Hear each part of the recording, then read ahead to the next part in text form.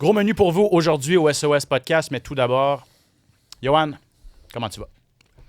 Le retour, je vais bien. Honnêtement, je vais bien.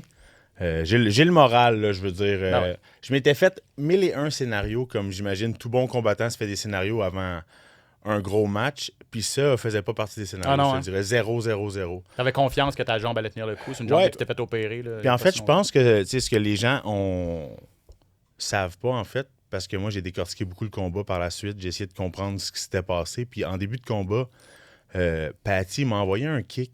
Puis ça avait l'air un kick anodin. C'était un kick avec le pied, avec le bout du pied, mais il m'a pris direct derrière le genou. Il m'a touché derrière le genou. Puis je pense que c'est à partir de ce moment-là que ça a commencé à être plus difficile. Puis écoute, chapeau à lui. Écoute, ça a été un 2 minutes assez intense. Puis tu l'as touché? Mon genou a pas tenu le coup. Puis malheureusement, ça fait partie de la game. Ça m'était jamais vraiment arrivé. Puis c'est ça, exactement. Tu l'as touché solidement. Il a quand même répliqué très solidement aussi. Le gars, il frappait fort. Là. Il frappait dur, frappait très dur. Puis dans une échange de coups où pendant peut-être un 30 secondes, j'ai pas été en mesure de pouvoir m'appuyer. Je sentais que j'étais sur une seule jambe, j'étais à reculons, pas capable d'aller chercher d'appui pour pouvoir échanger. Puis écoute, j'avais une douleur incroyable dans le genou quand que je voulais contre la cage. Donc voilà, mais je garde le cap. Puis c'est pas la fin, là. C'est pas la fin. On va se regrouper mentalement, physiquement, surtout physiquement. Tu sais, je pense on va prendre notre temps. J'ai plein de belles choses qui m'attendent. Fait que t'es un gars occupé, t'as une business qui fonctionne bien, t'as ton gym, tu fais des trucs dans les écoles, t'as ta petite famille, tu sais, je veux dire. Puis je veux que les gens sachent, puis moi-même le premier, tu sais, les gens sont vite sur la critique parfois, j'espère que t'en as pas trop eu. Mais les gens sont vite sur la critique, mais ce qu'ils comprennent pas souvent, c'est tous les efforts qui sont mis. Tu sais. Tu peux critiquer un athlète s'il t'a pas donné l'effort qu'il mérite. Puis tu sais, je veux dire, vous gagnez pas des millions, vous le faites parce que tu le fais parce que tu avais le rêve de retourner au plus haut niveau. Là, tu étais à Samouraï, tu le fais clairement pas pour l'argent, tu le fais pour la passion. Puis je l'ai vu, tu sais, tous les efforts et les sacrifices que vous mettez, tu sais, en tant que personne là, qui ne pratique pas ce sport-là, mais qui sont fans et qui le voient. Je pense qu'il faut vraiment lever notre chapeau, puis pas juste à toi, mais à tous les athlètes qui le font, parce que les gens, je pense qu'ils peuvent pas comprendre qu'est-ce que ça demande. Puis après ça, d'aller rapidement sur son clavier et de critiquer parfois, je me garderai une petite gêne. En tout cas, voici pour cet éditorial. Merci énormément d'être là, Yohan. Je suis très, très content de te retrouver. Là. Ça me fait plaisir, honnêtement. Puis tu sais, si je peux ajouter à ce que c'est magnifique ce que tu viens de dire, Ben, puis tu sais, en fait, j'ai jamais eu autant de support. Ah, tant mieux. Puis c'est après une défaite, puis je tiens à remercier à tous les gens qui sont autour de moi. Mes commanditaires, là, Riendo Hyundai, Granit Infini, XPN World Supplément, puis Accès Physio qui m'ont traité comme de l'or. Puis c'est pas facile en ce moment de se trouver des bonnes entreprises comme ça qui sont prêtes à te supporter. Fait que je l'apprécie énormément. Puis, tu sais, autre chose, c'est que quand je vois la nouvelle vague de combattants, des Yann Stobie, des Maxime Côté, des Camilo Avelan, ces combattants-là, je trouve ça beau, je trouve que Samouraï a du beau potentiel, puis je leur souhaite juste bonne chance pour la suite. Là, t'sais. Et on va en parler longuement. Bienvenue à tous au SOS Podcast. SOS! Attention, ça va frapper. Spectaculaire, flamboyant. Des athlètes de haut niveau. Des champions des arts martiaux. Préparez-vous, le combat commence. Dans l'octogone, Ben Baudouin. SOS Podcast! Au menu pour vous, aujourd'hui, on revient sur l'UFC qui a eu lieu en Chine samedi dernier. Grosse victoire de Song Yadong contre Deiveson Figueiredo. Il y a eu quelques autres grosses performances. On va décortiquer ça avec Yohan et on va mettre la table pour l'UFC qui revient cette fin de semaine du côté de l'Apex. En finale, l'ancien champion Belal Mohamed contre l'espoir de premier plan, le Brésilien Gabriel Bonfim. On va revenir sur Samouraï également, à commencer par la visite de deux des grandes vedettes du gala de vendredi dernier, chapitre 19 qui a eu lieu au Casino. On commence avec le champion des poids légers de l'organisation. Il a défendu son titre pour la 4e fois, Michael Dufort. Mick, directement dans les guns avec la crème glacée. C'est devenu une... Guys. Hey, là, ça va faire 6 jours de suite, là, hein? Day 6 of me eating ice cream. Puis là, c'est la crèmerie Murmure à Montréal. Débile mental, tout est fait maison. And it's day 122 of me asking Dana White to sign me with the UFC because I deserve this. Let's fucking go. That's it. Donc, on voit que Mick profite bien de sa victoire. Il a donné tout un show encore une fois. à Samouraï. Faut que je te demande, par exemple, Michael, là, se faire ébranler comme ça, là, je veux dire, ça fait peur, là. Ça fait peur. Je veux dire, quand je t'ai vu, chapeau à toi d'avoir récupéré, de un, mais faudrait pas que tu en prennes une habitude, là. Je vais te dire la vérité, le coup n'a pas fait mal du tout. OK. Si on regarde bien la séquence, ce qui se passe, c'est que mon erreur là-dedans, c'est d'envoyer un front kick tout seul, sans camoufler avec quoi que ce soit. Donc, ce qui se passe, c'est que durant mon front kick, je me retrouve sur une jambe, puis il m'a bien saisi. C'est vraiment un bon striker. Ouais, hein? Il m'a bien saisi sur le front kick, puis dès que j'ai décollé ma première jambe, il était direct dans ma face, puis j'ai mangé les 2 coups, mais honnêtement, tu sais, la plupart des combattants, on a déjà reçu des knockdowns, des flash knockouts, ces affaires-là. Puis rien de ça. Les coups n'ont pas fait mal.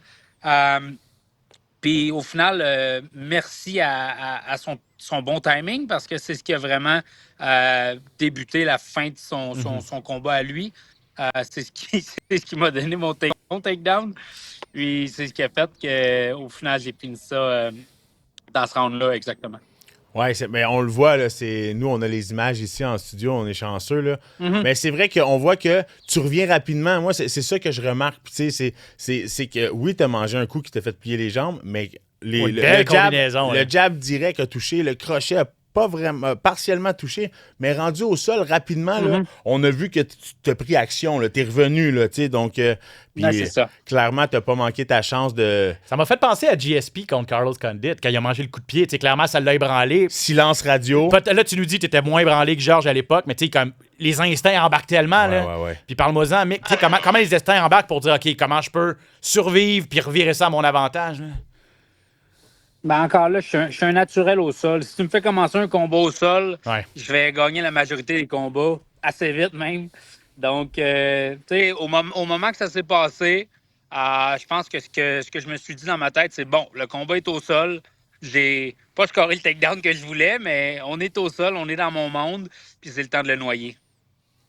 16 finishes en 17 victoires, évidemment, la foule qui scandait UFC, puis t'en parlais au début, là, c'est ce que tu veux, c'est ce que tu demandes depuis plus de 100 jours. Des développements, ton agent, t'as parlé à ton agent les derniers jours, tu as-tu donné un mandat clair là, de dire là, fais les appels qu'il faut, puis range-toi pour que ça se passe?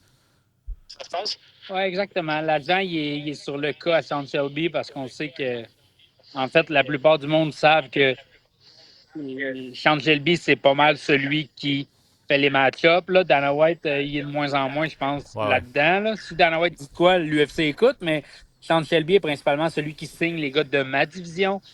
Donc, non, c'est ça. Mon agent est en conversation avec Sean Shelby. Il est en conversation avec d'autres organisations comme MVP, puis le prochain Bellator ou le nouveau Bellator, mais c'est pas ça qui m'intéresse. Je pense que je suis clair sur mes médias sociaux. Honnêtement, que ce que je veux, c'est l'UFC. Donc, écoute, tu es en contact avec tout le monde, mais mon but, c'est l'UFC, puis c'est l'UFC que je vise. C'est dans l'UFC que je veux faire du bruit, puis c'est dans l'UFC que je veux m'épanouir. Hey Mick, c'est moi ou récemment, tu nous as dit que tu avais changé d'agent. Ça se peut-tu, il n'y a pas si longtemps, ou c'est moi qui ai rêvé? Il me semble que tu as fait un changement au niveau de ton agent récemment. Ça se peut-tu, ou dans la dernière année? J'ai changé, mais je suis retourné avec le même. OK. Une bonne vieille relation malsaine. Non, mais parce que tu nous avais déjà annoncé que toi, tu avais eu ta shot, je pense, à Contender ou UFC, puis que là, finalement, ça s'était pas fait. Fait que tu nous avais déjà parlé de ça, puis que là, tu avais eu, je pense, justement un petit conflit avec ton agent à propos de ça, parce que toi, tu t'étais battu à Montréal. À PFL aussi, tu sais. Ouais, ce qui s'est passé, c'est l'UFC Montréal, quand ils ont pris Kyle Prepolek, puis que mon agent, il avait pas lancé mon nom dans le chapeau. Là, j'avais vraiment été fâché contre lui, puis je l'avais sacré dehors. Mais là, tu sais que ton agent parle avec Sean Shelby, puis que ton nom est autour de la liste, puis tu sais, un peu comme toi, Johan, là, c'est Contender, les match-up Contender, donc c'est vraiment le meilleur moment pour moi. Moi, là... Tu me fais venir, tu risques rien, exact. C'est un pile ou face. Ça, c'est parfait pour toi, en plus. Je pense vraiment que ça fit avec toi, Michael Dufort. Je te dis, là, si je te vois aller à Contender Series, finir ça en une ou deux minutes, tu sais, puis... Faut que tu sois spectaculaire. Puis, tu sais, c'est ça, exactement. Ouais. Puis, Fait que non, je souhaite de tout cœur que si tu as cette opportunité-là puis que c'est ce que tu désires, que de te voir à Contender Series. Là. Merci, Yo, c'est vraiment gentil. Puis oui, c'est ça. C'est le but, puis c'est probablement le scénario le plus plausible de toute la gang. Donc, c'est celui que je commence déjà à visualiser, que j'ai déjà dans ma soupe. Nice. La visualisation, je pense que c'est une partie importante de la game. Puis même quand tu n'es pas en combat, il faut que tu continues à le visualiser. Puis c'est dans l'univers, je le vois tous les jours, je le vois dans ma soupe, je le vois dans ma crème glacée, je le vois partout. Avant d'être laissé, on a un gros show là. Avant d'être laissé partir, il faut absolument que je te demande ce que tu as pensé d'Antoine Chaput. Puis tu as eu un call-out, lui, 2 combats avant toi. Là, il a dit si tu gagnes, puis si tu défends une autre fois ta ceinture à Samouraï, je veux que ce soit contre moi. Qu'est-ce que tu penses de sa performance? Qu'est-ce que tu penses de Chaput? Puis c'est quelque chose qui pourrait être possible? Tu sais, je veux dire, on te souhaite, même lui, là, je suis sûr qu'Antoine, il te souhaite l'UFC. Ouais. Mais si ça fonctionne pas, tu reviens à Samouraï défendre ta ceinture, est-ce que ça pourrait être contre lui? Ouais, écoute, c'est un scénario qui peut être envisageable, qui doit être envisageable si je continue à Samouraï. Un petit peu drôle de comment ça se passe, tout ça. Tu sais, je m'étais entraîné avec Antoine, puis je l'avais trouvé mature. Il me dit, hey, j'aimerais ça qu'on parle. J'ai dit, OK, arrête, là, on s'assoit, on parle, puis je dis, tu sais, je comprendrais si tu veux la ceinture. C'est ce que les gars de la division, ils veulent. Tu es dans la même division, tu sais, tout est compréhensible. Puis là, il me dit, non, la ceinture, je m'en fous. C'est une affaire de parure, c'est une affaire de photo, ça m'intéresse vraiment pas. Il dit, tu sais, j'aimerais ça qu'on s'entraîne ensemble. Je pense qu'on peut évoluer ensemble. Puis je suis comme, OK. Genre, j'étais surpris. Je suis comme, OK. Ça, c'est quand, ça? T'es plus mature que j'étais à ton âge. Ça, c'était Comment? quand? Ça, c'était quand? C'est il y a 3 semaines, là. OK. Je suis comme, OK, t'es plus mature que j'étais à ton âge. Dis-moi, à ton âge, concrètement, j'ai collé Jess Ronson, qui était le big dog, puis je pense que ça n'a peut-être pas été nécessairement la chose la plus intelligente que j'ai faite de ma vie, mais tu sais, je l'ai faite, justement. Je m'étais dit que c'était mon temps, puis que je voulais l'essayer. Puis je lui dis, honnêtement, je le trouve plus mature que moi, âge pour âge, mais là, next thing you know, il finit son combat, puis il me call out. Fait que j'ai trouvé ça drôle un petit peu, comme je dis, un drôle de chemin. Mais écoute, on va. Moi, mon idée derrière tout ça, c'est que c'est son entraîneur qui est là un petit peu, là. Puis, mais si c'est ce qu'il veut, écoute, ça me dérange pas, là. Je suis un showman, je vais le prendre, puis je vais faire ce que j'ai à faire. Mais je trouvais pas que c'était le move le plus intelligent. If he wants the smoke, he wants the smoke. Moi, ça me dérange pas pour vrai. Mais écoute, j'ai mon plan A qui est l'UFC. Ouais. Mon plan B serait probablement Chaput. Mais de toute façon, j'ai un plan A en tête. Puis... Le meilleur scénario pour tout le monde, c'est que toi, tu montes à Contender, puis que Chaput continue son chemin contre d'autres mondes. Continue son ascension. Ou son ascension, exactement. Puis que les deux, vous, éventuellement... Encore là, ça dépend. Ça dépend de t'es qui. J'ai l'impression que son entraîneur, c'est plus quelqu'un qui... je veux battre Michael Dufort parce que je veux la recognition. J'ai l'impression que lui, dans sa tête de son entraîneur, c'est plus... Si on bat Michael Dufort, on paraît bien... il s'en fout de moi, lui, totalement. Puis comme je me fous honnêtement de lui. Mais je pense que lui, c'est vraiment ça qu'il veut. Il veut que je perde pour monter son gars. Je pense pas que c'est ce que Chaput veut. Je pense que Chaput, c'est un bon gars. Mais son entraîneur, c'est une drôle de personne, je pense. Puis on peut tout le... Vous êtes parlé vendredi ou non? Vous êtes parlé vendredi, toi avec Chaput ou toi avec son coach ou non, pas vraiment? Non, j'ai peut-être félicité Chaput parce que, comme je dis, Chaput, je pense que c'est un bon gars. Son coach, je vais m'abstenir de commentaires. OK. Ben regarde, Mick, je vais te laisser aller, mais si tu veux rester en ligne, n'hésite pas. Regarde, fais signe à Phil si tu veux rester en ligne, puis si tu veux écouter notre prochaine entrevue, parce que peut-être que tu vas trouver ça intéressant, puis peut-être que notre prochain invité aimerait ça parler de ce que tu viens de dire. Antoine Chaput, qu'on retrouve. Antoine, tu nous entends bien? Oui, salut. OK, Antoine. Qu'est-ce que tu viens de penser de ce que Michael vient de dire, ta réaction? Écoute, c'est comme que dit, c'est que de business, tu sais, je veux dire, c'est ma suite logique. Évidemment, pour moi, c'est juste monter, aller de plus en plus loin. Puis Michael Dufort est dans mon chemin. Puis tu veux que je te dise, pour moi, faire ce call-out-là, c'est une autre partie de mon apprentissage, de la pratique future du UFC. Donc, j'ai bien aimé faire un call-out. Ça m'a. Ah, pratiquer l'aspect un petit peu. Ouais, parce que c'est. Ben, tu sais, puis t'as pas tort, Antoine et Johan, tu le sais. Ça fait partie de la game. Oui, c'est un. Faut que tu te vendes. C'est un spectacle, c'est une entreprise, c'est un show. C'est sûr qu'on veut créer quelque chose de gros. C'est sûr que c'est un gros step aussi. C'est un gros saut. Des fois, plus on saute haut, plus on atterrit haut. Parfois, on tombe de haut aussi. Mais c'est les choses à faire. Chose sûre, gros KO. Félicitations, félicitations, oui. Gros KO, grosse performance. C'était vraiment, c'était by the book, comme on peut dire. C'était dans les règles, là, à prendre la jambe, relancer avec le crochet. C'était vraiment bien fait. C'était très beau. Puis juste avant, tu as essayé un balayage qui n'a pas nécessairement marché, mais ça aussi, ça aurait été bien. Tu as terminé avec le crochet, là. Ah, puis c'était un seul coup de poing. Ouais. Puis c'était terminé, là. Ouais, beaucoup de respect à la fin ici pour ton adversaire. Ça aussi, c'est toujours très apprécié dans le monde du sport parce qu'on a vu que il a été solidement ébranlé. Là. On a vu ici le crochet de la main gauche. Là. Bang! Oh! Puis le coup n'était pas nécessairement lancé extrêmement puissant, mais la précision était parfaite. Là, donc, Ton feeling quand tu as placé ce coup-là, Antoine?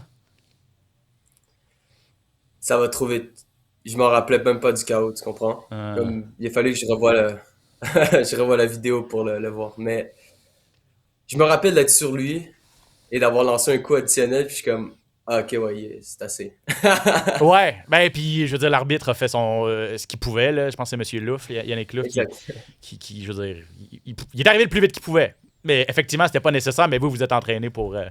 tant que l'arbitre s'interpose pas, c'est sûr qu'il faut continuer. Exact. Parle-nous un peu de ton changement d'adversaire, Antoine. Tu as changé d'adversaire à la dernière minute. Là. J'ai cru entendre que c'est son coach qui a embarqué à la place de un gars de son équipe. Comment ça s'est passé? Les deux, un peu, hein. Son entraîneur et son training partner, là. C'est ce qu'on m'a dit rapidement, là. C'est sûr que même si... C'est un gars qui s'appelait Morales, puis là, Donoso, c'était un gars de l'équipe, c'est ça? Exact. Je pense même son coach, c'est ça, ou quelque chose comme ça. Mais c'est sûr que c'est un gars qui s'avait entraîné avec et qui me connaissait avant même qu'il déclare la blessure, là. Comme je pense qu'on avait parlé la dernière fois, là. Ça t'a pas trop ébranlé, ça a pas trop... En tout cas, ça semblait pas avoir eu d'impact, non? C'est ça. Là, ça te fait, avec tout ça, là, je vais le voir, là, t'es 7-2. 3e finish de suite. On en parlait quand tu es venu au show il y a quelques semaines, l'évolution, mais là, on sent vraiment que tu commences à prendre goût au finish spectaculaire. Comment t'expliques cette corde-là qui s'est ajoutée à ton arc? Évidemment, il y a beaucoup de travail, tu sais, on peut pas dénier le travail, mais il y a beaucoup une partie confiance, hein, comment calme que je suis dans le ring. Je veux dire que ça vient avec la confiance, là, mais il y a beaucoup la façon que je me parle avant le combat, de relâcher la pression, de penser que c'est vraiment normal. Moi, je pense que c'est une des raisons pourquoi je célèbre pas vraiment beaucoup après un combat non plus. C'est normal, tu comprends? Pour moi, c'est se combattre, c'est mon travail. C'est pas quelque chose de spécial. Je suis juste là pour faire mon travail, faire ce que je m'entraîne toujours depuis des mois, quoi. Depuis un mois. Puis là, Antoine, après des performances comme ça ici, toi, ton objectif, c'est Michael Dufort ou c'est un combat pour la ceinture si Michael Dufort s'en va à Contender, ou dans ta tête à toi, c'est j'ai un nom seulement, c'est Michael Dufort, je pense à rien d'autre? Ouais, non, ça, la balle est dans sa cour, hein, Michael. S'il va au UFC, ben, tant mieux, un peu comme vous l'avez dit, tant mieux pour lui. Puis je vais me battre pour la ceinture avec quelqu'un d'autre. J'en ai déjà parlé avec mon agence. On va avoir d'autres opportunités, c'est sûr. Puis Contender Series, est-ce que ça serait quelque chose qui t'intéresserait à la place de la ceinture? Si tu avais l'opportunité après un KO comme ça, on l'a vu, là, ça a passé sur UFC Fight Pass, tu as eu 1 million de vues. Ouais, c'est devenu viral. C'est sûr que Sean Shelby, Dana White, ils ont vu passer ça. Là. Si jamais on t'offre la chance de la Contender Series, est-ce que c'est quelque chose qui t'intéresse? Si jamais ça me l'offre, je suis sûr que mes agents vont m'en parler et on va avoir une sérieuse discussion là-dessus. Mais pour l'instant, il faut juste continuer le chemin. Il faut viser de plus en plus haut pour se rendre au contender. Je sais pas comment réalistique c'est pour cette année. Hein, donc, moi, je vise dans ma tête l'année prochaine. Je pense que c'est plus réalistique. Ben, si ça arrive, ça arrive. Hein. Moi, je pense, évidemment, je peux être prêt. On a toute confiance en nos talents. Donc, on dirait pas non. OK. Avant de te laisser partir, juste revenir sur ce que Michael disait. Est-ce que c'est vrai que tu l'as approché pour s'entraîner avec lui il y a 3 semaines? Et est-ce que ça aurait pu impacter le fait que tu le mettes au défi ou non? Ben, comme je pense, tu sais, on s'est entraîné, mais un peu. Ben, ça, c'était un addon, quoi.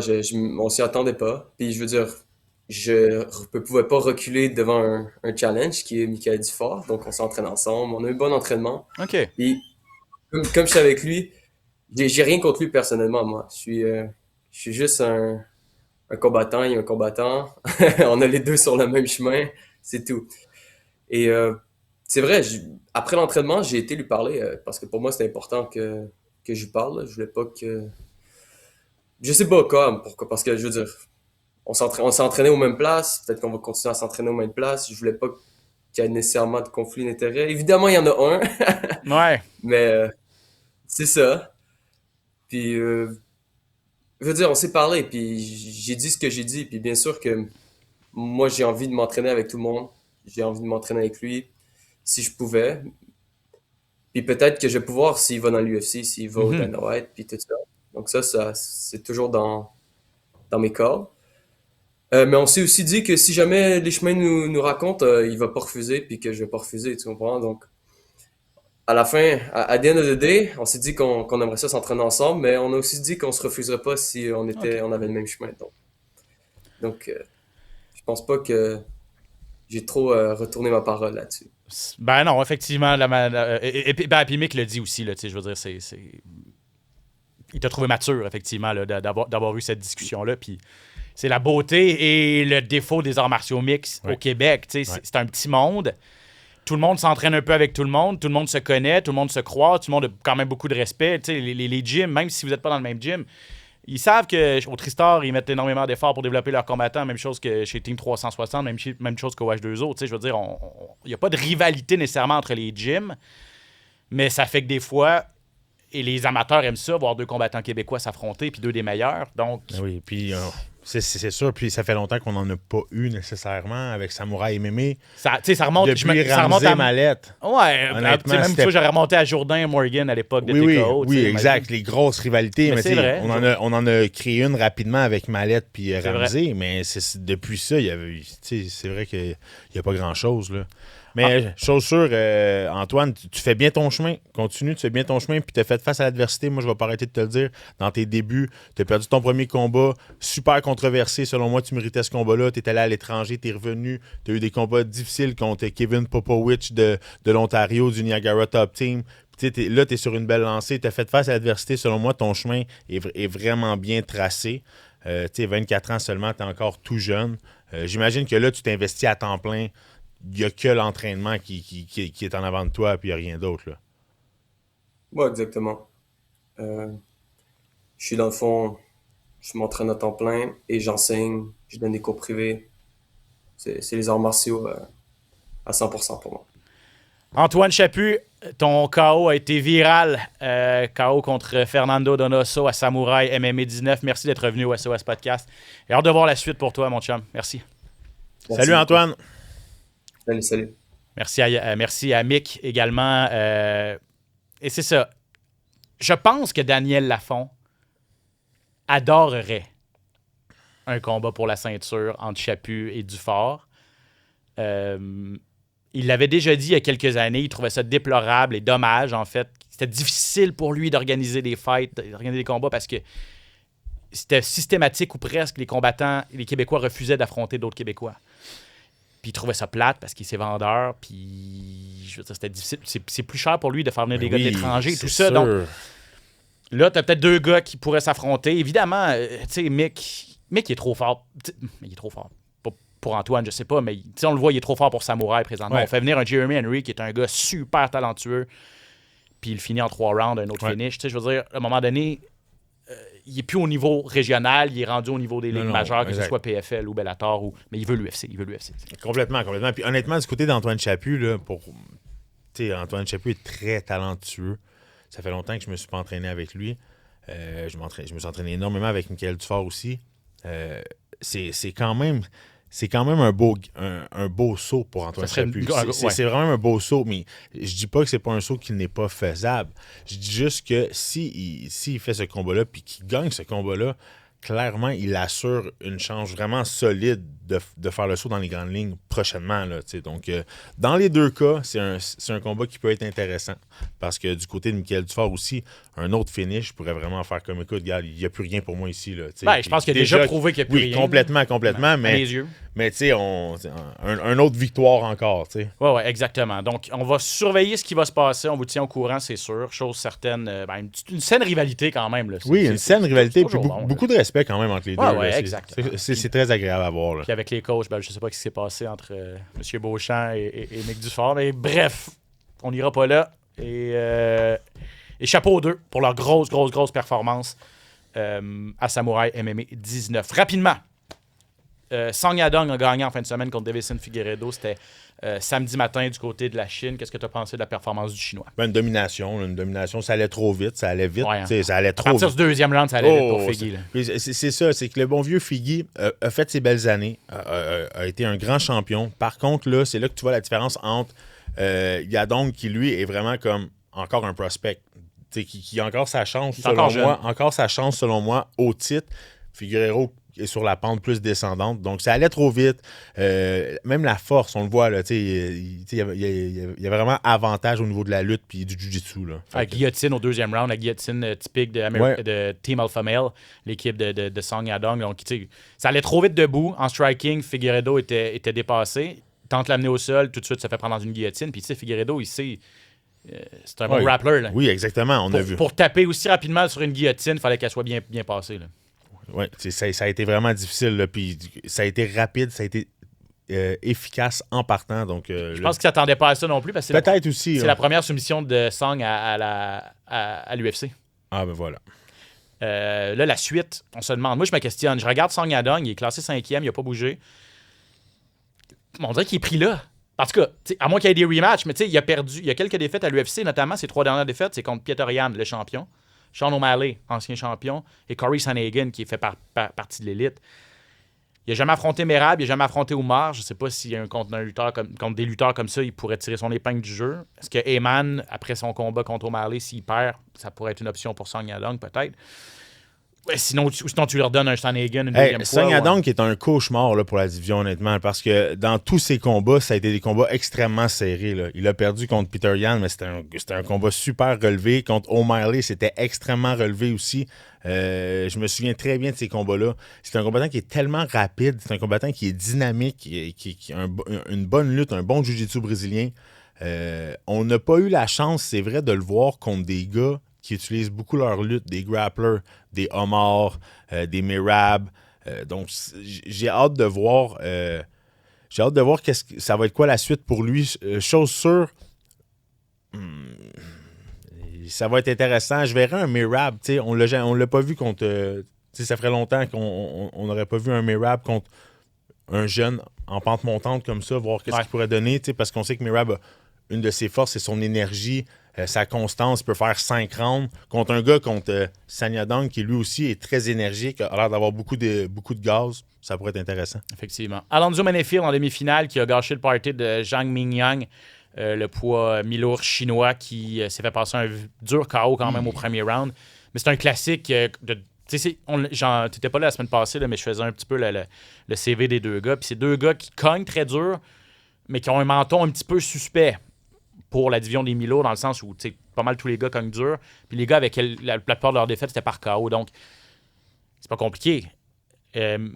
Zhang a ébranlé Menifield en partant. Menifield a survécu et est revenu fort. Les gros uppercuts qui ont couché le Chinois. C'était pas parfait pour Menifield, mais ça va lui faire du bien d'aller rechercher cette victoire-là, le vétéran. Menifield qui a fait sa bosse, qui a roulé sa bosse longtemps dans l'UFC, qui a eu des gros tests. On dirait que c'était une performance typique. Qui se fait ébranler un peu, qui survit à la tempête, qui revient fort. Puis à cette catégorie de poids-là, quand tu frappes et tu touches solidement, un coup suffit pour que la personne tombe et que le combat soit terminé. Puis c'est ce qui est arrivé. Puis malheureusement... Je pense pas qu'aucun de ces gars-là peut éventuellement rivaliser avec un Hulberg qui est beaucoup plus pas assez mobile, même un Pro HK. Pas assez technique, exactement. Puis la variété de coups n'est pas la même. C'est des gars qui travaillent fort, mais qui sont un peu unidimensionnels. Ils vont travailler avec leur grosse main droite, des coups un petit peu plus isolés. Puis là, de l'autre côté, malheureusement, un autre gros KO, là, je veux dire, ça va être difficile. Ça va être difficile de revenir de ça. Ça va prendre une longue pause. Là. Exactement. Sergei Pavlovich, on a retrouvé le bon vieux Pavlovich il a utilisé la même recette là, qui a fait de lui carrément une terreur de la division des poids lourds il n'y a pas si longtemps. J'en parlais un petit peu la semaine passée, là, mais entre 2019 et 2023, là, pour Sergei Pavlovich, c'est 6 victoires de suite au premier round. Il vous touchait une fois, c'était terminé. Il a subi 2 défaites, plus prudent par la suite, ce qui n'est peut-être pas une mauvaise chose. Là, chez les lourds, tu ne peux pas juste swinger sans regarder. Il faut que tu sois aussi défensif un petit peu. Je pense qu'il ne respectait pas nécessairement beaucoup Taliesin Teixeira parce que ça a pris quoi, une quarantaine de secondes, même pas. Pavlovich a touché une fois. L'autre gros crochet qui a effleuré la tête, mais pour le jeune Teixeira, ça a été trop. Là. Donc, KO au premier round. Le premier KO pour Pavlovich depuis 2023 quand même. Là. Honnêtement, je veux dire, Pavlovich 3e, Teixeira 15e, c'était un immense saut pour Teixeira. Là. C'était un gros combat pour lui. OK, oui, super opportunité. Par contre, Pavlovich, pour lui, c'était le combat pour le remettre en confiance, le remettre solide sur ses pieds. Pavlovich, comme tu l'as mentionné, qui était un heavyweight, un poids lourd montant de la division, a fait face à Aspinall, a fait face à Blade, a fait face à des gros tests qui l'ont peut-être ralenti un petit peu, mais vraiment là, est très solide. Puis grosse victoire en partant. Le 1-2, c'est un combattant, comme je viens de dire, mobile. Pavlovich, il est léger sur ses pieds, mais il pèse 255 livres. Fait que quand il frappe, là, ça rentre solide. Là. Alors, belle façon de retrouver c'est sa 3e de suite, sauf erreur. Ou 2e victoire de suite, mais premier KO depuis un bon moment. Donc, je pense que ça va lui faire du bien à M. Pavlovich, qui revient. Là, il était déjà 3e, là, mais il revient vraiment sur le radar. Aspinall, il y avait eu des grosses défaites. Là. Il revient vraiment sur le radar alors que le titre intérimaire est en jeu. Là, je me rappelle dans 2 semaines, en fait, à la Maison-Blanche avec Cyril Gane et Alex Pereira.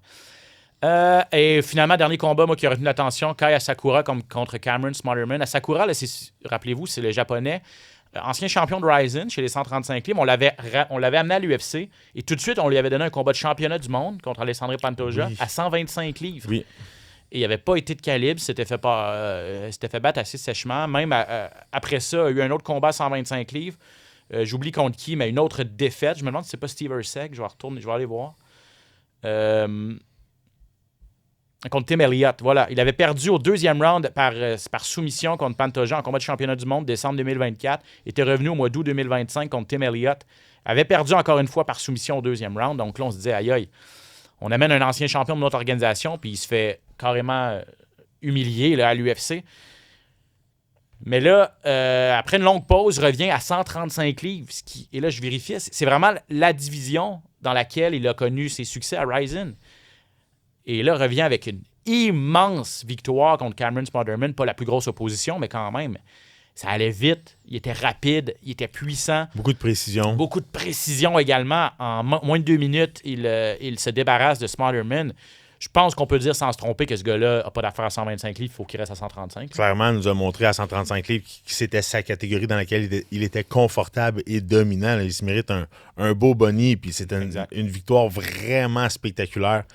Donc, c'est sûr qu'après des débuts difficiles dans l'organisation, ça va faire du bien. Là. Puis je pense qu'il a trouvé sa catégorie qui va être 135 livres. Et jusqu'où va-t-il se rendre? Puis qu'est-ce qu'on va lui donner comme défi la prochaine fois? Parce que c'est un gars qui a roulé sa bosse, je vous le répète, là, dans d'autres organisations. Il a prouvé que c'est un très, très bon combattant. Donc, est-ce qu'on va lui donner un petit raccourci, entre guillemets, avec un combattant bien classé déjà à son premier combat, à son prochain combat, plutôt, je serais pas surpris.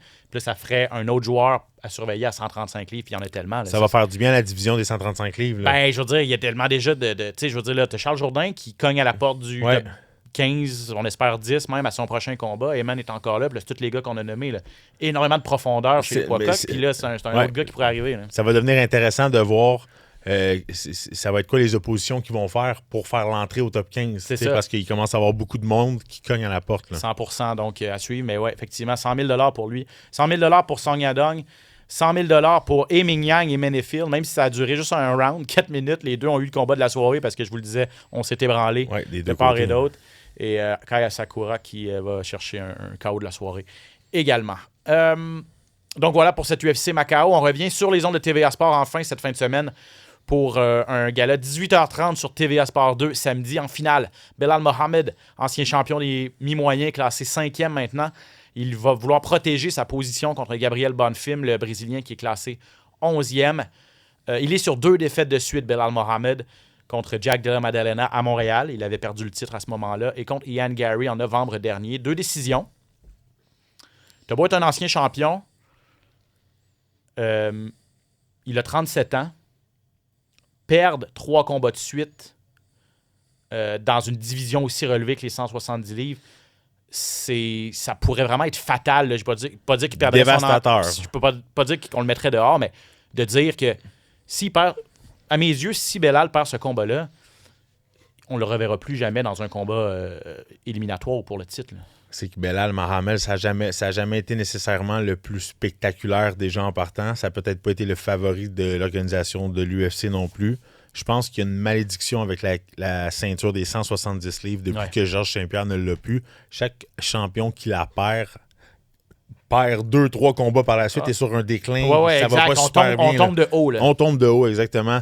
En avant de lui, Gabriel Bonfim, qui est comme un mélange de GDM et Ian Gary. C'est un grand combattant, très mobile, mais un très bon jiu-jitsu brésilien, des bonnes guillotines, est très bon, a beaucoup de soumissions à sa fiche.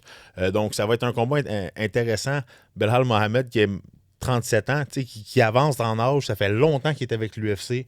De l'autre côté, Bonfim, qui a toute une fiche, qui a une seule défaite, heureusement, en 19 combats professionnels. 18-1, c'est immense.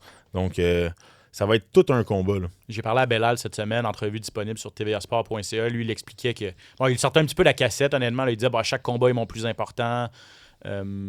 Il n'a jamais pensé refuser ce combat-là, même s'il joue gros. Là, je vous rappelle, il est 5e, il affronte le 11e.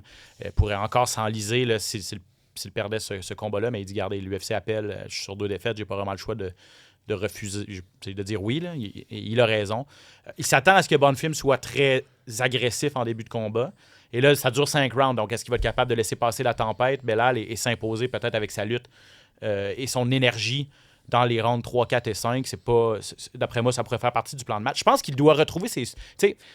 Contre GDM, il n'est pas vraiment allé au sol. Il a essayé, mais je n'ai pas trouvé qu'il a été très, très insistant. Chapeau à GDM de ne pas aller au sol. Contre Gary, je ne me rappelle plus trop, mais Gary est très bon au sol aussi, donc peut-être qu'il voulait échanger debout avec lui. Moi, je pense que contre un gars comme Bonfim, même s'il est très, très bon en jiu-jitsu, Belal, s'il est capable d'être sur le dessus, de lutter, d'être sur le dessus et de contrôler, faire un combat plate, c'est grâce à ça qu'il a connu autant de succès entre 2019 et 2025, invaincu en 11 combats. C'est en faisant des combats plates. Il se faisait beaucoup critiquer, mais ça lui a permis de gagner. Je pense qu'il faut qu'il revienne à ça s'il veut gagner en fin de semaine. Je ne sais pas ce que tu en penses. Il n'y a pas le choix de revenir à ça. Puis c'est son positionnement. C'est le positionnement de Belal qui est toujours intéressant, que ça soit contre la cage, au sol, entre la cage et le sol, dans les transitions, le clinch, il est très dominant dans ces positions-là. Tout ce qui est corps à corps, puis il lance des frappes. C'est ce qui fait que, oui, ça peut sembler ennuyeux, mais il est toujours en mouvement, il est toujours en train de travailler. Il frappe, il crée du dommage. Faire un combat contre Belal Mohamed, malheureusement, c'est incroyablement exigeant. Parce qu'en plus de te faire prendre physiquement, tu te fais frapper aussi, c'est constamment. Donc oui, c'est pas quelqu'un qui finit ses combats, qui fait des soumissions, mais c'est quelqu'un qui travaille extrêmement fort dans ses combats. Donc c'est sûr que ça pourrait être la solution contre Bonfim. On va l'écouter, Belal, sur la division maintenant, parce que là, il est 5e. Devant lui, Jack Della Maddalena, très bon, sur une séquence de défaites, mais très, très bon à l'UFC, ancien champion. Qui l'a déjà battu. Qui l'a déjà battu, mais il y a aussi Carlos Prates, Michael Morales et Ian Gary. C'est vraiment les top. Des jeunes combattants immenses. Très, très bons. Donc, Belal sur l'état de la division, juste derrière le champion Islam Makhachev. Yeah, they're all killers, man. It's exciting to see. I'm excited to see these guys ready to fight. I think in the past, a lot of these guys in the rankings, none of them wanted to fight. All of them wanted to wait. But I think once they make the title fight, then you'll see guys start getting fights booked. But yeah, I think all 3 of them who are coming up, a lot of these guys they're all killers. And honestly, I want to fight all of them, right? I want to be up there with these guys. I want to see how they feel and show that I'm still the best in the world.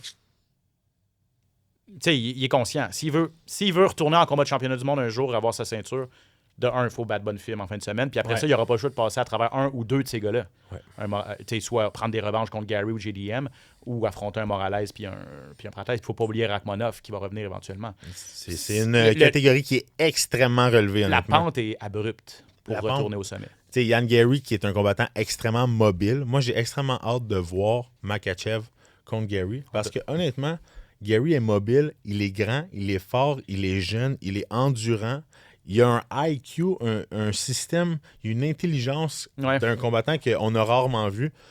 Donc, on a vu ce qu'il a fait avec Rachmanov. Là. On a vu, ça a été un 5 rounds, c'est sa seule défaite. Puis honnêtement, ça a passé proche de passer. Donc, faut pas l'oublier. Puis en dessous de ça, tu as Morales, qui est immense pour la catégorie des 170 livres, qui a mis hors combat Sean Brady en moins de 2 minutes, qui est quand même un cauchemar pour l'organisation. Donc, tu sais, puis tu as Prates qui vient de faire le ménage un peu partout. Là, fait que c'est vraiment relevé. Oui, exact. Demi-finale, Brendan Allen contre Edmund Shabazian. On est chez les moyens. Brendan Allen est 4e. Shabazian n'est même pas classé. Quand Brendan Allen a battu Reiner de Raider et lui a volé son 4e rang en Vancouver, c'est sûr que Brendan Allen n'avait pas dans la tête « je vais affronter un gars qui n'est pas classé à mon prochain combat ». Lui, il se voyait en combat éliminatoire potentiellement, peut-être même en combat de championnat. Il n'y a rien qui s'est matérialisé. On va l'écouter, c'est assez long l'extrait, là, mais Brendan Allen sur comment ça se fait qu'il se retrouve aujourd'hui contre un gars qui n'est pas classé. I mean, I thought I would face someone bigger like Dricus or someone higher. I thought Dricus was the fight we were going to get. He was talking, I was talking. At one point, I was told it was a done deal. Obviously, then they said he got hurt. I don't know how much that was true. I don't really know because he was posting videos the following week training. So it's like you never really know, I guess, because videos can be old. But who knows? So I was sitting, waiting, and the timeline just kept getting dragged out and dragged further and pushed back.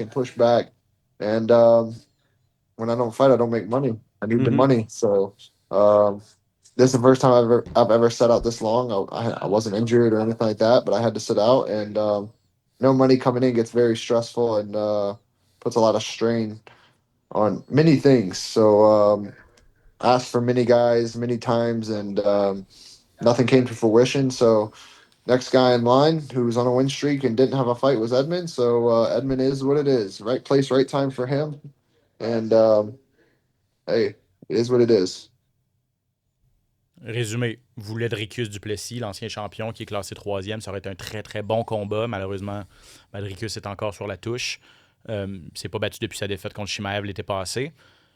A fait des demandes, a mis au défi des gars du top 10, du top 15. Personne n'a répondu à l'appel. Là, lui, il a besoin d'argent. Puis, tu sais, c'est pas des gars qui roulent sur l'or, je vous le disais. Là. Même s'il est à l'UFC, même s'il a une longue carrière à l'UFC, je veux dire, il est pas pauvre, mais t'as pas de chèque de paye qui rentre pendant 8 mois. À un moment donné, tu as une famille à faire vivre, il y a deux jeunes enfants. Qui payent le loyer. Qui payent l'hypothèque, là, je veux dire. Exactement. Puis lui, il passe ses journées à s'entraîner, là, donc, tu sais, je veux dire... Donc, il a besoin d'argent.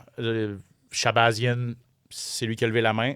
Shabazian est sur 3 victoires de suite. A déjà été dans le top 15. Retour à l'UFC pour Shabazian. Ben, il n'a jamais quitté l'UFC, mais c'est un retour au sommet, ou en tout cas avec le succès, parce que tellement arrivé avec son... il était super jeune quand il est arrivé, je ne sais pas si tu te rappelles, il était avec Ronda Rousey.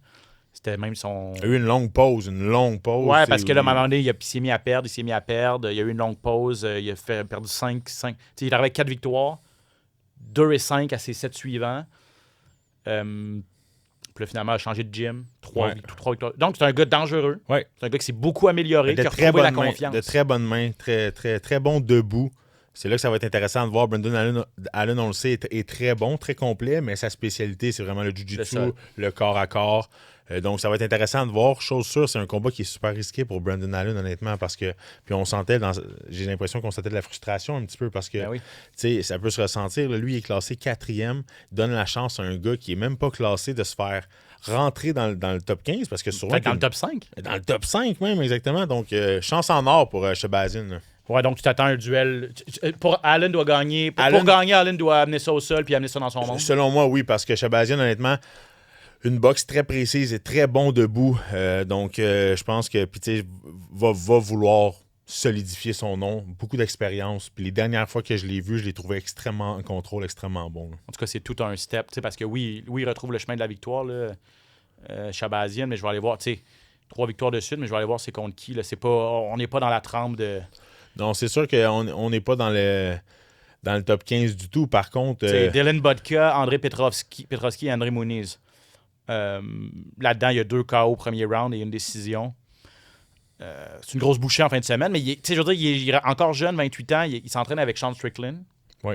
Très bonne équipe avec Extreme Couture. Donc, je veux dire... Puis une grosse force de frappe. De très bonnes mains. Là, boxe beaucoup. Énormément de KO à sa fiche. Ouais. 13 KO en 16 victoires. T'as raison. Effectivement. Donc, Allen le sait. Je pense qu'il est à la bonne place. Comme tu dis, frustré. Il a les outils pour gagner. Moi, j'ai toujours aimé Brendan Allen quand tout est en place. Dans une bonne soirée, quand il laisse parler son talent, j'ai toujours trouvé très, très talentueux. Il a 30 ans. Il est encore relativement jeune aussi. Donc... c'est son combat à perdre, mais c'est ça la beauté de ce sport-là. Tout peut t'arriver, ça joue en cage. Exactement. Puis Brendan Allen, souvent, c'est comme tu l'as mentionné, il se présente ou il se présente pas. C'est ça. Donc voilà, demi-finale, Allen contre Shabazian. Fares Ziam contre Tom Nolan rapidement. Ziam est 14e à 155 livres. Il est sur 6 victoires de suite. 8-2 à l'UFC, le Français. Il est très, très bon. Mais là, on lui donne un jeune Australien qui est 10-1. Globalement, 4 victoires de suite. Il y a 26 ans, Nolan. Donc, ça va être relevé, ça. Puis Nolan a la chance d'entrer dans le top 15. Ça va être un très beau combat. C'est 2 jeunes combattants, deux je dirais, prospects, des gars qui viennent d'arriver à l'UFC. En fait, qui sont là depuis un petit bout, mais qui sont pas nécessairement connus beaucoup. Ça se peut que vous n'ayez pas nécessairement entendu parler de eux, mais c'est un combat qui va être très dynamique, très explosif. Puis le gagnant de ce combat-là, clairement, va faire parler de lui, là, parce que c'est 2 combattants qui sont sous les radars en ce moment. Là. Bryce Mitchell, le bon vieux Bryce Mitchell, qui affronte l'espoir invaincu Santiago Luna. C'est un Mexicain. Je m'attends à un bon duel de grappler. Je connais moins Luna. Là. Il est 8-0 dans sa carrière. On sait que Bryce Mitchell, au sol, il est... Honnêtement, c'est pas un combat donné pour Luna. Là. 8-0 seulement, 8 combats professionnels. Non, on lui donne un vétéran. Mitchell qui les a toutes vues, honnêtement, ça sera pas... c'est pas une marche dans le parc. Là. J'ai hâte de voir... À moins que Santiago Luna soit vraiment là, une superstar, une étoile montante qui nous surprenne. Mais Bryce Mitchell, souvent, on a vu arriver des jeunes loups, des jeunes combattants affamés, puis il a réussi à mettre la main dessus. Donc, ça va être un combat intéressant, ça. Il est 2-0 à l'UFC, Santiago Luna. Donc, c'est clairement son plus gros test en carrière. Et Ivo Baranevski, oui, contre Junior Tafa. Ça, c'est chez les Milo. Mais Baranevski, moi, je l'ai sur mon radar parce qu'on l'a vu. Il est arrivé l'année passée à l'UFC. Il est 8-0 lui aussi, mais lui, c'est un immense cogneur. 2 gros KO premier round à ses 2 premières sorties. Là, on lui donne un autre gars qui aime ça lancer. Junior Tafa. Lequel tombe en premier, c'est à peu près ça. Là. Ça va vraiment être Tafa qui recule jamais. On peut s'attendre à des feux d'artifice, donc c'est toujours agréable. Hein. On termine l'émission un petit 5 minutes avec les actualités. Rumeurs, échos, coulisses, les plus récentes nouvelles. Le hype UFC.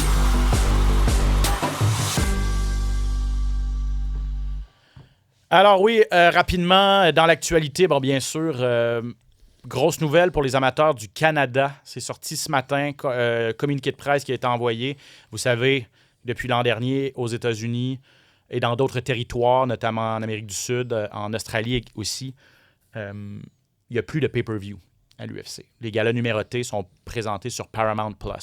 Ça ne s'était pas étendu au Canada pour une raison de contrat de télé. C'était encore Sportsnet et TVA Sport qui avaient les galas et le modèle télé à la carte était encore de mise. Ça crée une injustice, évidemment. Là. Si tu es aux États-Unis, tu n'as pas à payer ce 65-70 $ de plus pour regarder les gros galas. Tu les as dans ton propre abonnement Paramount+, alors qu'au Canada, pour regarder les gros galas, les combats de championnat, il fallait débourser. À partir de l'an prochain, Paramount+ va être le diffuseur exclusif au Canada également des cartes principales des événements numérotés. Donc, Paramount+ disponible au Canada, abonnement mensuel, et vous aurez avec cet abonnement-là les cartes principales. Les Fight Night et les cartes préliminaires, ça reste sur Sportsnet en anglais. Et pour ce qui est du français, on garde à TVA Sport assurément aussi les Fight Night et aussi les cartes préliminaires des galas numérotés. Il y a discussion en ce moment pour la suite des choses, à savoir les cartes principales des pay-per-view. Je ne sais pas trop sur quel pied danser. Honnêtement, on a annoncé ça du côté des Anglais ce matin, puis c'est arrivé comme une surprise même pour moi et pour l'équipe ici. On vous tient au courant. Je sais que ça discute. Je sais qu'on essaye de mettre en place des choses. On peut rien vous dire présentement. Il y aura des nouvelles. Voilà. Je veux pas en dire trop, là, parce que, honnêtement, et j'ai l'air d'un peu de jouer avec vous, là, mais je voulais juste l'adresser parce que les gens m'écrivent sur Twitter et écrivent à toute l'équipe, à Pat et à Jean-Paul et tout ça, Valérie, à savoir qu'est-ce qui arrive. Est-ce qu'on va devoir encore payer pour la version française, 80$? Je le sais pas. Ça discute, c'est pas décidé. Et on vous revient dès qu'on sait quelque chose. Je peux pas dire grand-chose de plus, je m'excuse. Mais moi, j'en sais pas plus que toi. Non, je sais, exact. Je sais, puis... Puis, regardez. Ce que je peux vous dire de plus, c'est que quand ça discute, on se fait dire de ne pas mettre de l'huile sur le feu et de ne pas alimenter la discussion, alors que des deux côtés, il n'y a rien de ficelé. Donc, voilà. C'est pas ficelé encore, on travaille. Maison-Blanche. Grosse carte. Donald... oui, la carte, on va en parler pas mal la semaine prochaine. Je vais être là-bas, d'ailleurs. Donc, tu vas être là jeudi prochain? Certainement. Bon, moi, je vais être à Washington, donc on va être à distance. Mais non, ce que je voulais dire, c'est, je sais pas si tu as entendu ça, mais Donald Trump a dit... Tu sais, la structure, là. Ouais. On appelle ça le crabe devant la Maison-Blanche. Ça va être super beau à télé. Moi, je suis sûr que ça va être incroyable avec la Maison-Blanche en background. Ça, visuellement, pour la télévision, ça va être incroyable. Mais les gens à Washington voient ça puis ils trouvent que ça brise vraiment le paysage. Là, puis c'est bizarre d'avoir cette grosse structure-là devant l'édifice. Je suis d'accord avec eux. C'est temporaire. Ça fait 1 semaine et demie là, qu'on l'installe. Ça va, puis tout de suite après, on va le désinstaller. Les gens, c'est temporaire. Quelques semaines. Mais là, Donald Trump a dit cette semaine, tu sais, la Tour Eiffel, quand ils l'ont mis à Paris pour l'exposition universelle, ça devait être temporaire aussi, une installation temporaire, mais les Parisiens l'ont adopté, ils trouvaient ça beau. Moi, je trouve ça super beau. Ça pourrait devenir de Tour Eiffel. On pourrait garder la structure de façon permanente devant la Maison-Blanche. C'est juste pour faire... Quel clown, honnêtement. Moi, c'est un peu insultant pour... Je sais pas s'il est au courant de toutes les personnes qui trouvent que ce qu'il dit, c'est ridicule. Parce que, justement, c'est toutes les personnes qui trouvent que c'est laid en avant de la Maison-Blanche. Ouais. Mais en plus de le comparer à la Tour Eiffel, c'est comme... la Tour Eiffel fait je sais pas combien de centaines de mètres. C'est une petite structure qui est supposée d'être, comme moi je l'avais dit la semaine passée, éphémère. Ah ouais. Mais qui cache aussi un des buildings les plus connus au monde. Exactement. Je pense que c'était une blague. Je pense pas qu'il était 100% sérieux. Avec lui, on sait jamais, en fait. C'est ça l'affaire. Fait qu'il a mis ça sur les réseaux sociaux. Je pense pas qu'il était sérieux. Puis de toute façon, ça va pas rester là. Je veux dire, c'est impossible. Là. Je vous rassure tout de suite. Ouais, je créerai qu'il va... Imagine, il garde la cage au complet. Je trouve ça beau. Là. Il garde toute la cage. Là, c'est parce que lui, il dit genre, on en fait un chaque année. Ça devient une tradition. Mais ça irait avec son système de pouvoir, une cage dans ma Maison-Blanche. Ah ouais, dans ma cour arrière. Ouais, peut-être. Puis j'organise des événements de l'UFC. Ah, voilà. Georges Saint-Pierre, et ça c'est intéressant, moi j'ai trouvé ça intéressant parce qu'il n'en avait jamais vraiment parlé, ou en tout cas pas aussi clairement. Georges Saint-Pierre dans son podcast, je sais pas si c'était à son podcast ou à celui de Demetrius Johnson, parce que les deux ont participé et ont eu des bonnes discussions vraiment intéressantes. On a parlé de deux vraiment le cerveau des arts martiaux mixtes, puis deux gars qui s'entraînent tellement dur puis qui veulent apprendre, là, qui ont une soif d'apprendre, que ce soit sur les arts martiaux ou sur d'autres choses, d'autres milieux. Mais il a dit à l'époque, un des plus gros what if de l'histoire de l'UFC, quelque chose qu'on aurait souhaité mais qui n'est jamais arrivé. Puis qu'est-ce qui serait arrivé si ça avait eu lieu? Ce fameux combat dont on a discuté à l'époque, alors que les deux étaient au sommet entre Anderson Silva, champion à 185 livres, et Georges Saint-Pierre, les deux GOAT de leur époque. Georges a confirmé que l'UFC lui avait proposé une fois. Il dit, une seule fois, j'ai eu une discussion avec Lorenzo Fertitta et Dana White à ce sujet-là. Ils me l'ont proposé, ils m'ont dit, est-ce que ça t'intéresserait? Il dit, moi, la réponse que je leur ai donnée, c'est oui, mais à 3 conditions. Poids hybride. Georges ne voulait pas monter jusqu'à 185 livres parce que lui, dans sa tête, il fallait qu'il redescende ensuite à 170. Donc, il dit, si on fait ça à 180, pas de problème. Faut que Anderson fasse un petit bout de chemin aussi puis descende.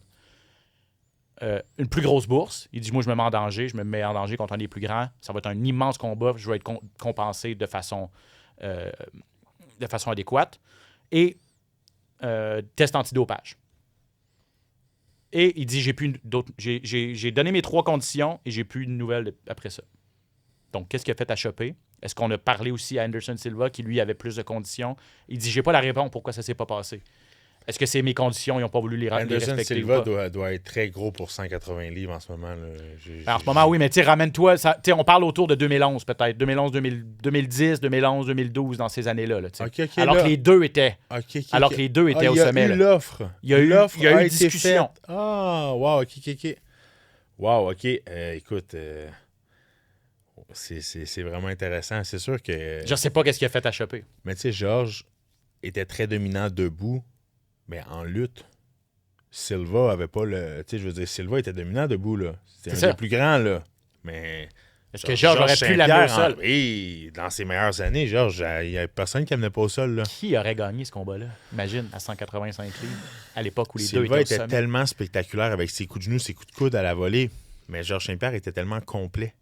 Il a... regarde. On le saura pas. On le saura jamais. On le saura jamais, voilà.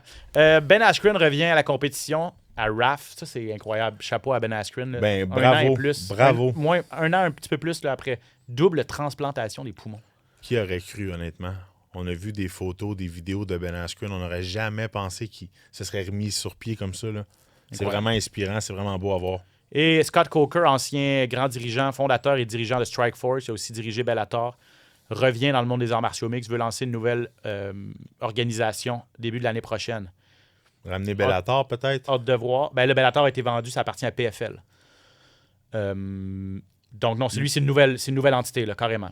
Mais là, si ça existe, puis lui, il a de l'expérience. Là. Strikeforce, là, il a amené ça presque au même niveau que l'UFC, puis l'UFC l'a acheté, parce qu'il voulait acheter son concurrent. Donc, tu sais, tu as PFL qui existe encore, MVP qui veut se lancer peut-être. Là, tu as cette nouvelle organisation-là qui pourrait voir le jour. Ça devient des joueurs intéressants. Est-ce qu'un de ces trois-là pourrait vraiment compétitionner l'UFC? J'en doute, mais écoute, l'écosystème pourrait être un petit peu chamboulé, là, dépendamment de ce qu'MVP fait aussi, si on va de l'avant avec... Si on essaie de pas trop viser haut, de pas trop être gros, qu'on mise un petit peu plus sur la quantité que nécessairement la qualité, peut-être qu'on peut bâtir quelque chose, mais l'UFC, ça fait tellement longtemps qu'ils se sont implantés, qu'ils ont été constants, je veux dire... ça n'a jamais ralenti. C'est difficile, voire impossible de les rattraper. Ça va être difficile. C'est un train qui est parti pour un bon petit bout. Là. C'est un TGV. Puis bonne chance, effectivement. Merci. Alors voilà, ça fait pas mal le tour. C'était pas mal les nouvelles qui ont retenu mon attention cette semaine. Ça fait le tour? Ça fait le tour. Merci, mon Ben. Merci à toi, Johan. Merci d'avoir été avec des nôtres. Je vous savais que ça va être une grosse émission, presque 1 heure encore. Merci d'être avec nous à chaque semaine. Merci à Phil en régie, à toute l'équipe de Cube Radio également. La semaine prochaine, je serai en direct de Washington pour l'enregistrement du podcast. Johan va être ici, bien sûr. On va mettre la table pour l'UFC Maison-Blanche. D'ici là, je vous souhaite une excellente semaine et je vous dis à bientôt pour un autre épisode du SOS Podcast. Ciao! SOS Podcast!